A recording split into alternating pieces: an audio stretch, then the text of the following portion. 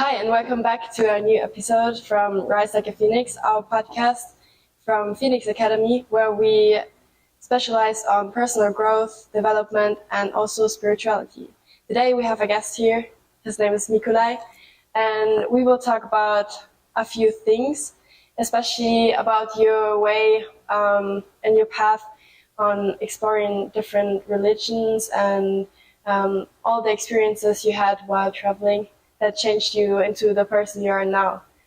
So you can start with what you want to say about yourself. Yeah. You know, if we were to talk about all the different experiences I had, I think we would need a week. But yes, my name is Mikołaj Dawidowski. I am a Christian mystic and I'm a spiritual healer. So I do energy healing for people. I've been doing this for 16 years and I've been teaching energy healing and spirituality for 10 years. I mostly teach within the realm of non-duality. So that the main premise is everything is one, all is oneness. And energy healing is my specialty. Mm-hmm. You said to me in a personal conversation before that you said you spent a long time also living with monks, and what exactly did you do? Where was this? So I've been to many different countries. I've been traveling for the past 10 years, and during that time I've joined several different groups of monks, monasteries, different priests, hoods and different things. So I've spent on and off probably few years in different groups and communities, ranging from all the way from Ireland to all the way to here, Indonesia, Bali, Thailand. One of the most recent one that I did was Thailand, up in the north in Pai. I've stayed there. They have like a sort of like a Vipassana style treatment where you can come and stay as long as you want and just practice meditation. It's a very beautiful village where it's completely cut off from the world. They have a beautiful cave system over there, so you can sit and actually meditate in the caves and feel like a proper monk there. And their schedule is very lenient, so you can actually have up to 6 hours of free time per day. So if you're really devoted, because you don't have any technology or anything like that, if you're really devoted, you can just sit in the caves basically 10 hours per day. Oh, a long time. Yeah. Okay. That sounds interesting. What exactly did you do when you said you did not eat and drink anything for, I think, half a year? Half a year. I found that so interesting. I didn't get to a year. Yeah, it's beyond me. Yeah, that's what Nikolai told me in the conversation we had before, that he spent half a year not eating or drinking anything. And that is absolutely mind-blowing. I've heard of that before, but I've never met a person who actually did it. So I would love to hear more about how you can survive like living this way. So there are two main terms for this type of stuff. One is pranic nourishment. Second one is breatharianism. Generally, people who use prana, so energy that they call prana, in order to sustain their bodies, they have a tendency to sort of still eat once per week, once every 2 weeks, maybe once per month. And they sort of in and out, one foot in, one foot out, where they mostly don't eat and drink, and sometimes they consume in the social gatherings. And then there's a second term, which would be breatharianism, where you don't eat and you don't drink at all. And there are two ways of achieving that state, one of which is just a realization of consciousness. So just becoming aware that it is possible, and then that's it. I've known people that have done it for 3 to 5 years. I'm talking about a group of about 10 people that I've personally met, and I've known them throughout the time that they've been doing and practicing this. So in my eyes, my own feat, let's just call it, is not such a big thing in comparison to what they've been doing. On top of that, there's this guy in India who didn't eat or drink for over 60 years. And they've done documentaries about him where they locked him up in a hospital for 10 days and they did clinical trials on him. And the trials showed that yes, he's functioning like a normal being, like the urine is gathering within the bladder, but by the afternoon it completely disappears, and it baffles the scientists. How is it possible, and how can it be? For me personally, it was a spiritual growth type style of journey where I thought that if I will stop eating and drinking, I'm going to become more spiritual. So in my eyes back then, it was more like an ego game, because it was 9 years ago. It was quite a long time ago. But back then I thought like, oh, if I just stop eating and I stop drinking, I become more enlightened, let's just say, and therefore I'll be more spiritual. So I treated it more like an ego thing rather than, I truly believed at the time that if I just stop being human in every way possible, I will become more spiritual. Okay, interesting. Yeah, but actually, if you are human, you chose to be a human, to be like to have a human experience also. So that's why you also didn't continue, or what were your reasons? That's part of it. The main reason for me was I was traveling, and as I was traveling, I was trying to learn about different cultures and about different religions. And so I very quickly realized during my travels that food is a very huge part of the culture, and you cannot fully get to know a culture and people if you don't spend time with people during their festivities, trying their foods, because different regions of the world, they have vastly different foods that they eat, and as a result their characters are also, and personalities are also different, and you can see it that in the harsher areas of the world the food is very scarce, and so they treat the food completely differently than in the areas where the food is very abundant, or in the areas where you mostly rely on meat, or on the areas where they mostly rely on agriculture. The way the civilizations or the way the cultures have developed is vastly different. Okay, so food is for you an experience, life experience also. That's very valuable for you.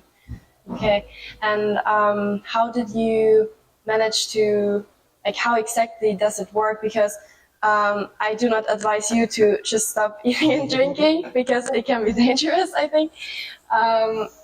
Just tell me more about what happens. One thing that is important to note is, like, if you just decide that you're going to stop eating and drinking now, there is a very high likelihood that you're just going to die within like 2 weeks or something like that. Generally, humans can do dry fasts, and fasting is considered very beneficial for many, many reasons. There are many, many studies showing that intermittent fasting and fasting is very beneficial for the body. But in order to do stuff like breatharianism, it's more to do with the spirituality and the cultivation of certain awareness. So just dropping food, you're dead. But dropping food with the awareness that there is certain energy that can sustain you, that you're not just this physical body and there's something more than just the physical body, then you can continue living like this. So there are two main paths. I can tell about my friends' paths and my own, because personally I took a little bit different path than them. I did meditation and energy practices in the morning and in the evening in order to charge the body. My friends, on the other hand, they just went to a course where a guy just taught them that it's possible, and they fully believed them, and they just stopped eating, and it worked for them. Okay. You know, I'm not exactly sure what sort of things were taught during the course, because I didn't attend it personally, but we've known each other, we talked about it, like for them it was enough. For me, I had this idea that I still have to do something. We both had amazing results. During the half a year, I didn't lose any weight at all. I was just functioning like I am now. I didn't sleep almost at all. I was sleeping 1 to 2 hours per night during that time. Of course, you don't go to the bathroom or anything, so you have extremely huge increase when it comes to free time. Okay. Which you can dedicate to probably meditation, writing, studying. I can see how that would be very beneficial. On my friend's part, they haven't been doing any practices. They just realized, it's okay, I can do this, I am enough as I am, and so I can just let go and allow the energy to sustain me on its own. I don't need to do anything more. So these are the two approaches. There are a few books that do talk about it, and there are spiritual teachers right this moment that are teaching in Europe. There are two that I know of, one of which I'm pretty sure he's the most legit. His name is Victor Truviano. He hasn't been eating or drinking for over 10 years, and he's traveling around Europe teaching people how to do that. Okay, interesting. Mm-hmm. So you think it all starts in the mind also, that you convince yourself you can do it and then it works? Yes. There is a certain differentiation that I would create between just the mind and awareness, because if you keep repeating in your mind, yes, I am beautiful, I am beautiful, I am beautiful, but inside you feel like you're ugly, you're just strengthening the idea of ugliness. This is why for some people affirmations don't work, because they lack that key understanding that without the feeling, without the embodiment of that which you're talking about, it's not possible. And so here I would make the small adjustment saying that if you have the awareness, yes, the entire universe is mental. And so the mind has more influence upon how we live our lives and how we perceive reality than it's possible to explain. Because literally the brain does everything. Like everything that we see, all the colors, whether we like it, not like it, whether it's hot or cold, it's all in the mind. Mm-hmm. We tweak a few things in the mind and we will perceive this room completely differently. And humans have absolutely tremendous possibilities and capabilities for experiencing altered states of consciousness without the use of any drugs or anything like that. Many people do use psychedelic drugs in order to go into altered states of consciousness, but through the cultivation of proper meditation practices, by becoming just still and fully aware of the present moment, or through working with the energy, you can go into many different realms of existence where the state of perception is so changed that you don't even recognize your own room. Mm-hmm. Did that happen to you before? Many times. It's through, after many hours of meditation, or during, like, let's just call it what I would call serious practices, it happens automatically. It happens as a side effect of you trying to reach the divine or trying to move closer to the divine. So since I'm on the path of Christian mysticism, for me, it is all about the unification with God. So surrendering the ego in order to unite with God and to have a personal, direct relationship with God. And then going beyond that, merging your consciousness with the consciousness of God. So that would be the path that I'm walking. And so within that path itself, there are many variations, there are many different ways of approaching this, but that's just what works for me. Mm-hmm. So the way people call the higher, for me is God, for another it could be higher self, for another it could be the source, universal energy, whatever. The way I see it is, since everything is one, by calling it different names, we just bring forth different aspects of it. So for my mom, I am a son. For my sister, I am a brother. Mm-hmm. For you, I am a friend. Mm-hmm. And so for each person, depending on what name is given to me, I fulfill a different function. Mm-hmm. And that's how I see the different names of the Absolute. Mm-hmm. Okay, interesting. How would you then define meditating for yourself? What is meditating for you? Because you can do a lot of different things and call it meditation. That is very true. Meditation, there are many different forms of meditation that I'm aware of, and you can do meditation in movement, you can do meditation in stillness. There are, depending what your goal is, you'd use different tools. There are more visualization style, there are more breathwork style.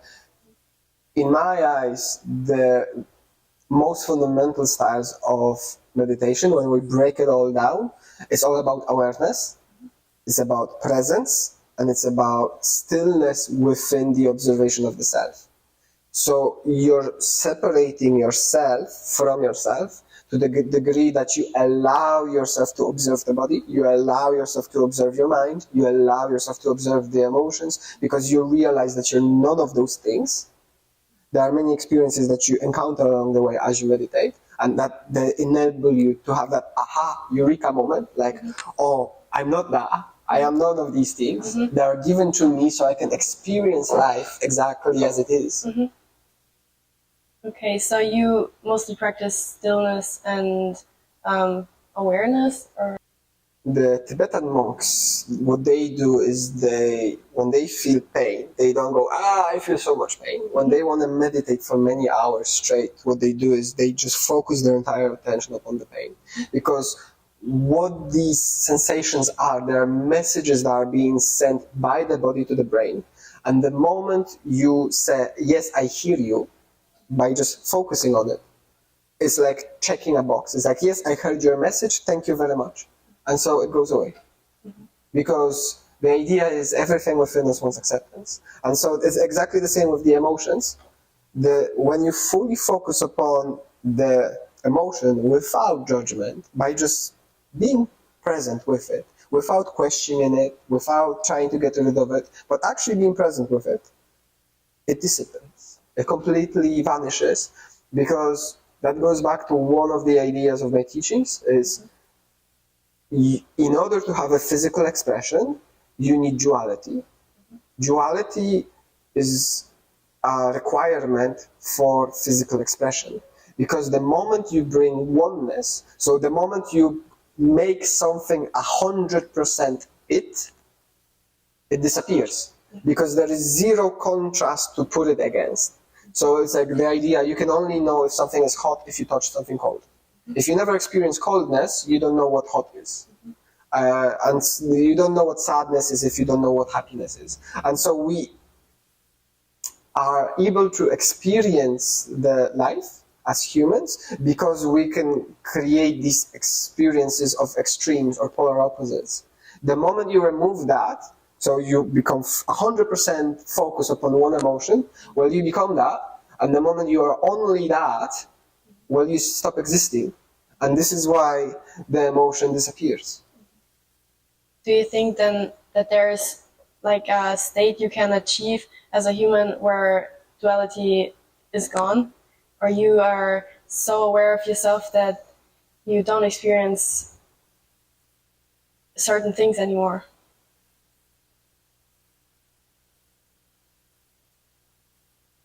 That's a difficult question. And I would say yes and no, and no and yes. And let me explain and elaborate. There are certain mystical experiences that you can achieve, that if you choose to cultivate and continue within your life, they will completely eradicate certain types of experiences from your life. So if you think about life, life is like an infinite potential.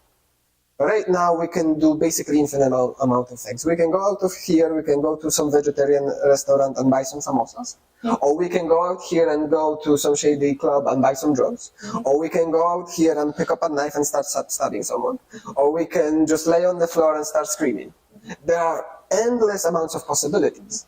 But by choosing to focus upon certain paths, by choosing to focus upon certain emotions, you're sort of not allowing for the experience or expression of any other.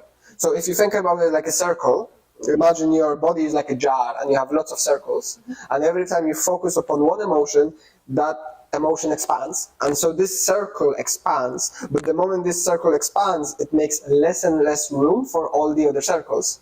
Eventually, you don't have any more room for other circles, and so you start to experience life through just one lens or just two lenses, depending on how you choose to focus upon the emotions. Like the way it works on the psychological level, every time you access a certain emotion or a thought, you create a neurological pathway. And the moment you have this neurological pathway and you access it, you strengthen it. And so eventually it becomes automatic. This is why people who become very angry, over the years, they become more and more angry. They don't become less angry because they are choosing to focus upon anger more and more and more. And so over the years, they will become more trigger happy.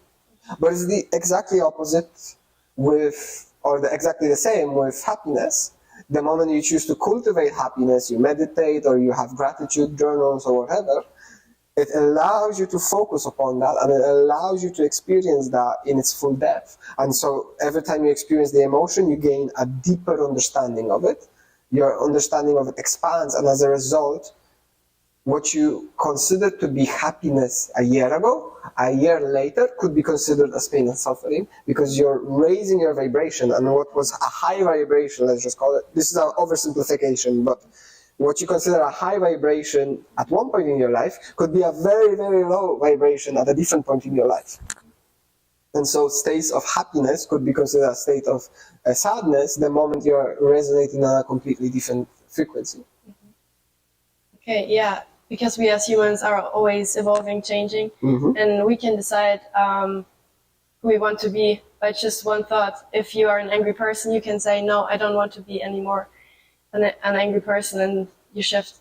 What is one thing that changed you as a person? Or I guess there are a lot of things, because that plays along like in who you are gonna be at some point. But do you have like one moment, one key moment you say that was a really like life-changing experience for you? For many years, I was working with an affirmation, which is I am that I am. And eventually, after years of practice, I started having mystical experiences. And the first mystical experience that I had, let's just say the most powerful one, because I had many smaller ones, let's just say, it was like each next one was like, wow, wow, wow. But then there was one that completely changed my life, was the realization that everything is one. And it was through the work of I am that I am, where I was repeating this affirmation over and over.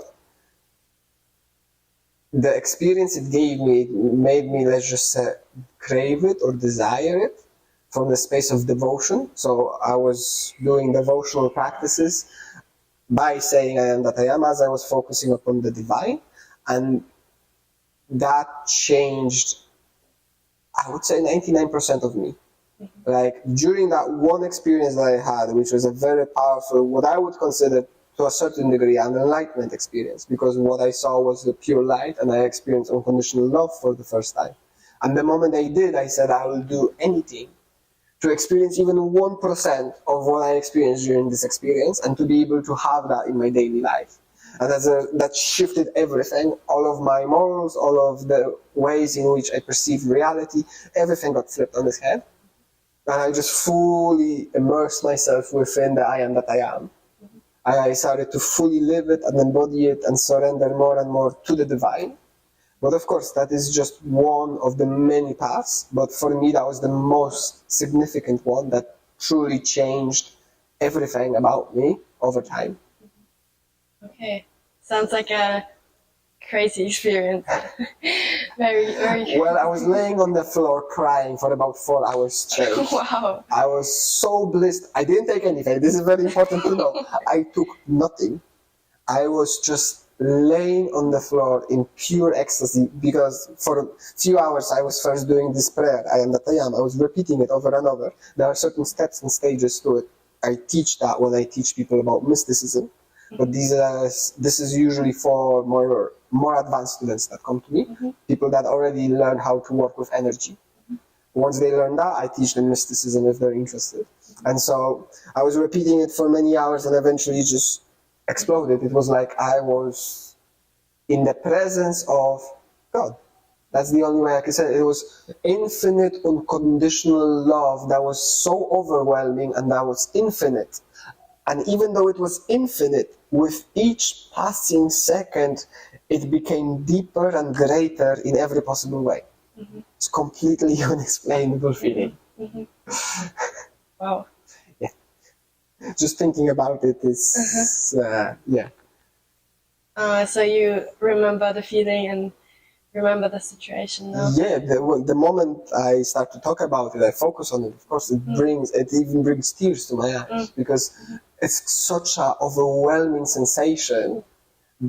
It's incomprehensible for my logical, intellectual mind that we're capable of experiencing things like this, where you are so completely loved and uplifted and embraced exactly, wholly, fully, 100% as you are.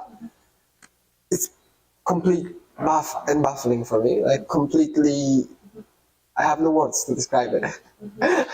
I'm so happy that you experienced this, because I think everybody should. It is everybody should be like this. It opened up realms of experience for me that I never thought possible before. But saying this, as soon as the experience ended, the very first thing I said is, God, I hate you. Because until I experienced that experience, I didn't care. I was doing my spiritual practices and take it or leave it. I was just doing them. I was going through the motions. I was concentrated on them. I was devoted to them. But it was like I didn't have any expectation or any attachment to them. Whereas the moment I had this experience, it was so profound and it was so deep that it took me many years, to come at least close to the idea of letting go of this. Because the moment that it's a trap that was created, that the moment I experienced this, it was so overwhelming that I really, really, really wanted to hold on to it. But the problem of wanting to hold on to something is you create a desire of experience of it, and the moment you create a desire is the moment you cannot experience it. Like you see it in life. If you're desiring a car, it means you don't have a car. But the moment you have a car, you don't desire a car. Because you have it. And so this is what many people fall into, this trap of happiness, where they desire to be happy, they seek happiness outside of themselves in the future or in the past, and as a result they miss the present moment, and so they're unable to experience happiness. And happiness is always found only in the present moment. It's never found anywhere else other than here and now. And so desire creates the inability to experience the happiness. And that's what, even though I was aware of this thing, the experience was so powerful for me that for many years I couldn't let go of it enough to start doing my practices freely again, let's just say, because it was just too overwhelming of an experience. Okay. So you had a lot of work to do also with this amazing experience, that it also can bring up like difficult situations too. Of course, I am a human, and everything that is human is not foreign to me. I experience life. I experience tremendous sufferings in my life. I experience tremendous pains in my life. I experience tremendous stubbornness, happiness, joyfulness, love, all of these things.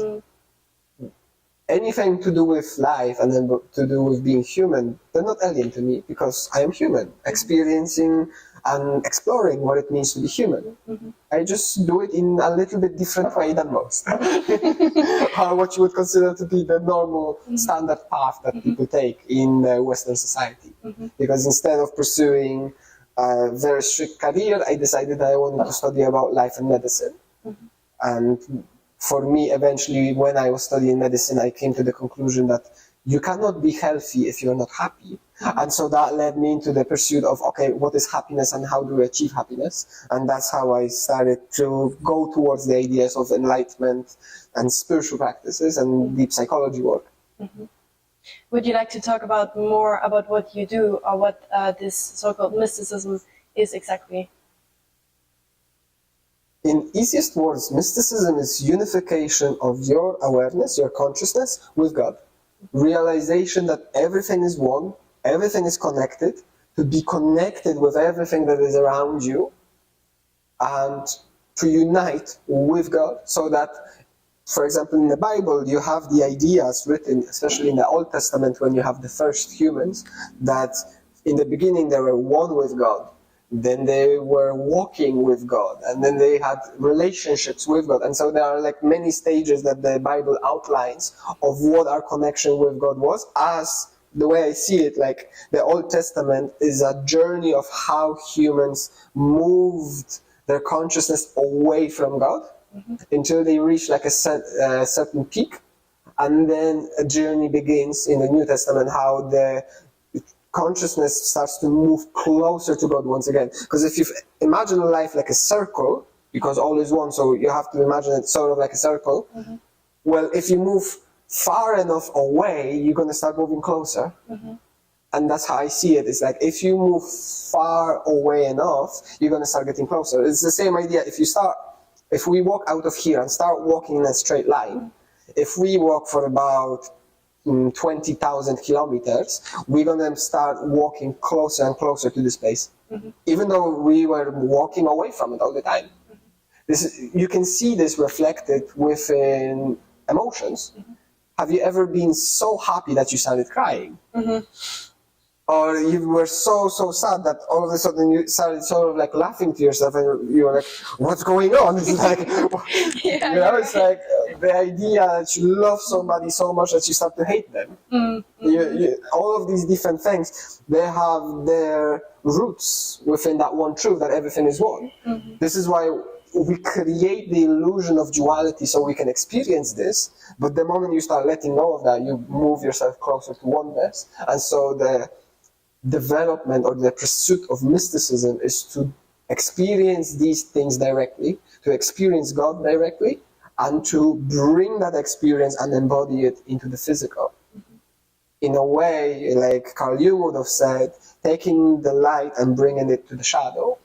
It's not about getting rid of the shadow, it's about loving the shadow so it can be embraced and we can add light to it. Well, yeah. Of all what we heard about you and what you do, what you experience now, your path is very unique. You can say definitely that. So I think we're coming to an end now of our conversation. Do you have any last words and messages to the people out there watching, listening, you want to share with them? Yes. Choose to focus upon love and gratitude right this moment. Don't worry about tomorrow. Don't worry what you have to do tomorrow or what will happen tomorrow. The moment you choose to focus now on the gratitude, life is going to start throwing miracles like you've never seen before.